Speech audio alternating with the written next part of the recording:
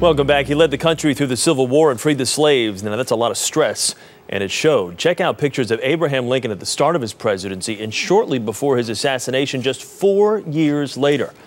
He's not alone. It seems most presidents age before our eyes while in office. Joining us now from Cleveland, Dr. Michael Roizan of the Wellness Center at the Cleveland Clinic and founder of RealAge.com. Doctor, good morning. Good to see you this morning. Good morning, Chris. So you say presidents age at a rate of 2 years for every year of life. Now, why this accelerated rate, with the exception, obviously, of course, of the stress, the daily stress of the job? What are some of the other factors? Well, in fact, it is the unending stress. If you break a leg or you have to get here or there, you have to learn what you're going to do the next morning.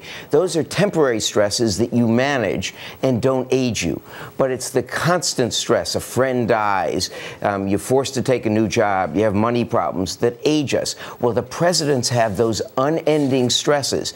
Now, we typically deal with them by having confidants or friends, but by the end of their terms in office, the presidents lose all their friends. Everyone's asked for a little something, so they don't have. And so it's good that Obama's keeping his BlackBerry. Yeah. Now, you also talk about white coat hypertension, that you actually say that presidents get better care when they leave office than when they're actually sitting presidents.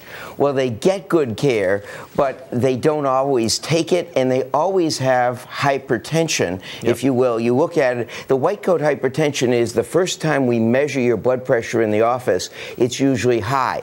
But the presidents need a normal report card. So their blood pressure comes down towards normal after they meditate or do something. That's the blood pressure reported out. But we now know many of them, like Eisenhower and like Roosevelt, had very high blood pressure that they developed during office. Now, your study started with Teddy Roosevelt, and we showed some of the before and after pictures.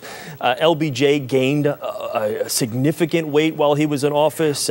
Dwight Eisenhower, a five-star general. I mean, it was just the stress of the jobs leading up to. I mean, LBJ, look in these pictures, my goodness. LBJ is one of the most interesting because he kept saying, I want to lose weight to his chef, and his chef fired him, essentially. He said, look, you tell me you want to lose weight all the time, you do nothing to help yourself. So from now on, you're eating what I put in front of you, you're not going to ask for more, and you're not going to complain about it. Now, it didn't happen. Bill Clinton, one of those presidents who looks so much better now than he did when he was in office.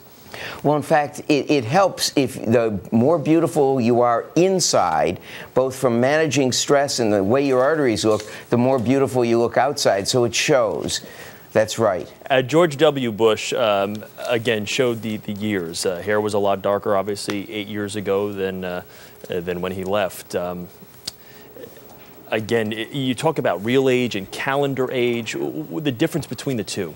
Right, your real age is the actual age of your body. And the greatest age of all, we know that cholesterol is a little factor, high blood pressure is more of a factor, nutritional choice is more, but in fact the greatest ager is that unending stress. It can make you 32 years older with 3 major life stresses, and the presidents have it, the way we deal with it, friends. So you need to do that to continue. So if someone loses a job, the important point, talk to them, be a friend to them, because that's the way we deal with stress. And the presidents don't end up with any friends. Yes, can be isolated for the leader of the free world. All right, Dr. Michael Roizan, thank you very much. We do appreciate it. And for tips on how you can age gracefully, just go to our partner in health coverage, WebMD.com, and search for Healthy Aging.